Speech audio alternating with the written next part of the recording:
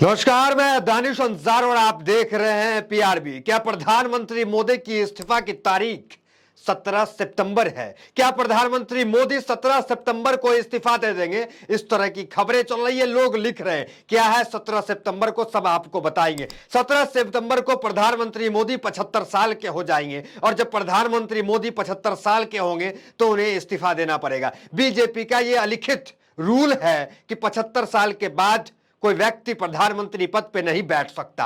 RSS का यह rule है कि कोई व्यक्ति जब 75 साल का हो जाए तो उसके बाद उसकी जगह जो है वो सलाहकार विभाग में हो जाती है, वो एकमात्र सलाहकार भर रह जाते हैं, वो कोई बड़े पद पे, संवैधानिक पद पे नहीं बने रहते हैं। खासकर प्रधानमंत्री की पद की बात हो तो क्या प्रधानमंत्री मोदी को इस्तीफा देना पड़ेगा? और यह दबाव बीजेपी से निकल के आ रही है। यह दबाव कोई आम भारतीय नहीं मांग रहा प्रधानमंत्री मोदी से इस्तीफा। ये जो रूल है 75 साल का, ये रूल बीजेपी पे भारी पड़ने वाला है, खासकर प्रधानमंत्री मोदी पे भारी पड़ने वाला है। लोग अब इस्तीफा मांग रहे हैं प्रधानमंत्री मोदी से। तारीख देख लीजिए एक बार फिर से, और क्या हेडलाइन है वो आपको बताएंगे। वो तारीख है 17 सितंबर। 17 सितंबर को जो है इस्तीफा मांगा जा रहा है। रिपोर्ट देखिए, नवभारत टाइम्स। नवभारत टाइम्स की रिपोर्ट क्या कह रही है? 17 सितंबर को देखिए, रिपोर्ट देखिए।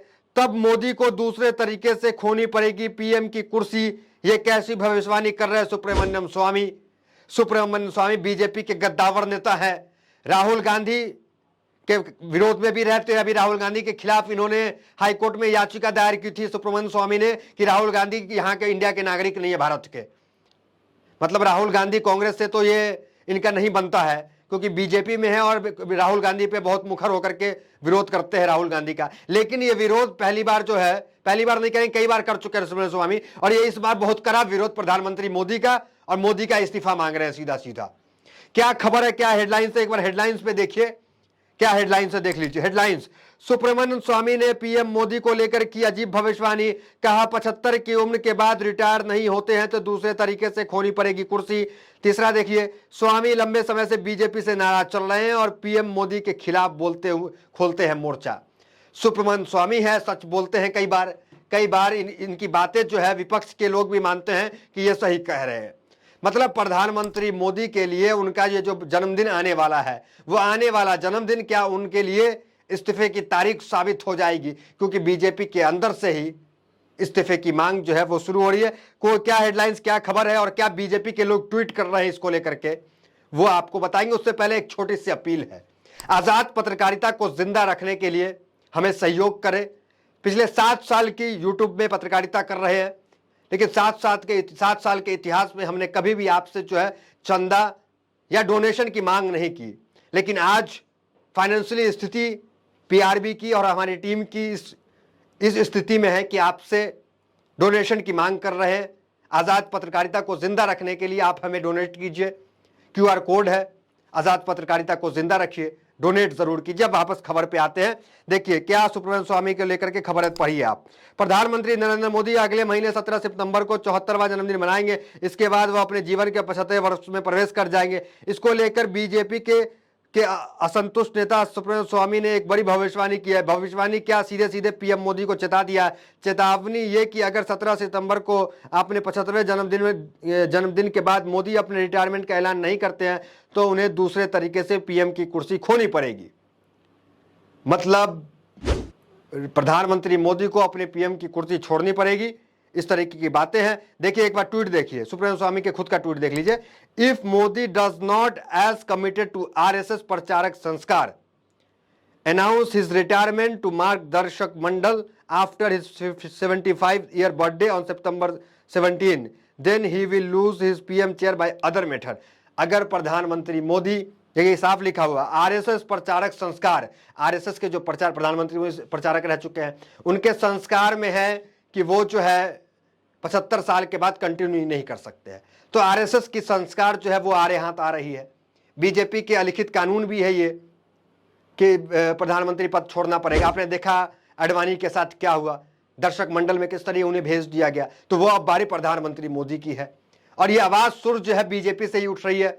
सुब्रमण्यम स्वामी सांसद है, बीजेपी के पूर्व सांसद। क्या कह दिया उन्होंने?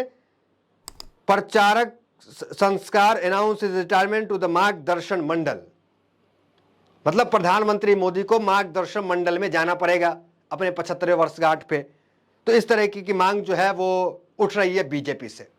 बीजेपी का दबाव है, आरएसएस की ये विचारधारा है कि 75 के बाद आप कंटिन्यू नहीं कर सकते। देखिए रिपोर्ट, स्वामी ने सोशल मीडिया प्लेटफॉर्म एक्स पर पोस्ट किया, अगर मोदी 17 सितंबर को अपने 75वें जन्मदिन के बाद आरएसएस प्रचारक के संस्कार के प्रति प्रतिबद्ध होकर मार्गदर्शन मंडल में जाने के लिए रिटायरमेंट का ऐलान नहीं करते हैं तो उन्हें दूसरी तरह से अपने पीएम की कुर्सी खोनी पड़ेगी। तो ये तमाम चीजें चल रही है, एक लंबी लिस्ट है बीजेपी के नेताओं का जिन्हें मार्गदर्शन मंडल में भेज दिया गया। अगर पीएम मोदी मार्गदर्शन मंडल में नहीं जाते हैं तो जिनको ये भेजे हैं तो ये सब खड़े हो जाएंगे, आरएसएस खड़ी हो जाएगी, क्योंकि आरएसएस का जो है वो विचारधारा है इस तरीके का कि 75 के बाद आप कंटिन्यू नहीं कर सकते हैं, ये संस्कार है आरएसएस का।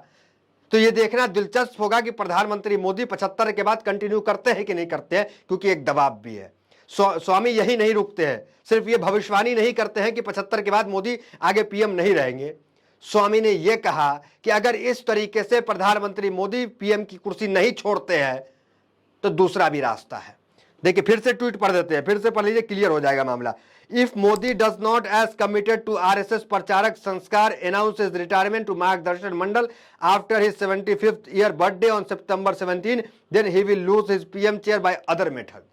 अगर इस तरीके से पीएम की कुर्सी नहीं छोड़ते हैं, मार्गदर्शन मंडल में नहीं जाते हैं, जो आरएसएस और बीजेपी का कानून है, तो दूसरे रास्ते से भी बीजेपी की कुर्सी जा सकती है। ये कौन कह रहे हैं? सुब्रमण्यम स्वामी, बीजेपी के नेता।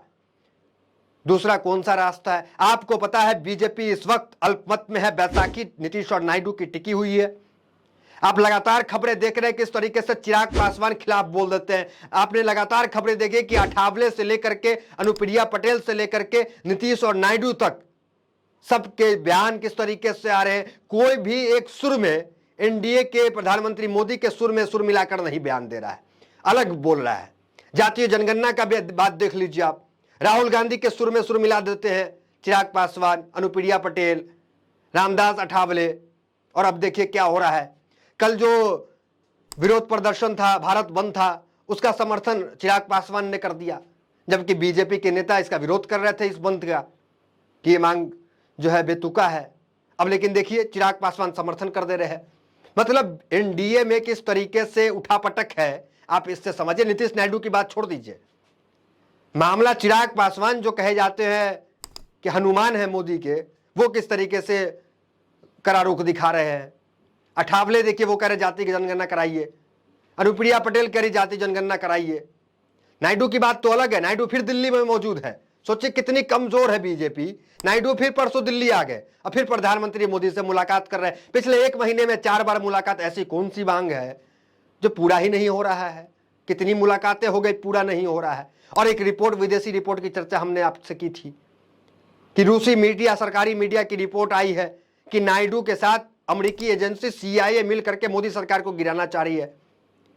ये इंग्लिश मीडिया भी चला रही है, वो भी आप आर्टिकल देख रहे हो। ये अपने मुंह से हम नहीं बोल रहे, ये आर्टिकल चल रहे हैं। नेशनल मीडिया देखिए, इंग्लिश मीडिया वो क्या आर्टिकल चला रही है, देखिए आप।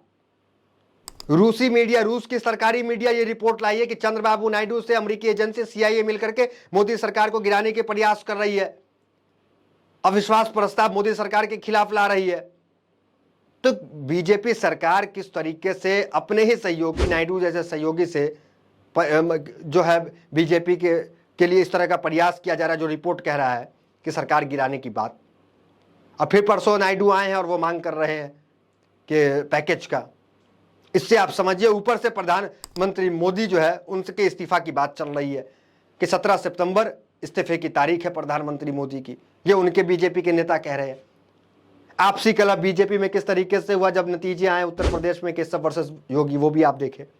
तो बीजेपी का 18वीं लोकसभा बैसाखी पे प्रधानमंत्री मोदी कब तक चल पाते हैं, कब तक सहयोगी को मना के रख पाते हैं, ये भी देखना दिलचस्प होगा। जो भी खबर निकल के आगे आएगी आपको सबसे पहले बताएंगे। तो आजाद पत्रकारिता के लिए हमने जो अपील की है, ये QR कोड लगाकर, उम्मीद करते हैं कि आप इसमें योगदान करेंगे ताकि हमारी पत्रकारिता जिंदा रहे, हमारी टीम जो है वो सुचारू रूप से चल सके। तो फिलहाल इस खबर में इतना ही, मिलता है कि वीडियो में हमारे साथ। बहुत बहुत धन्यवाद।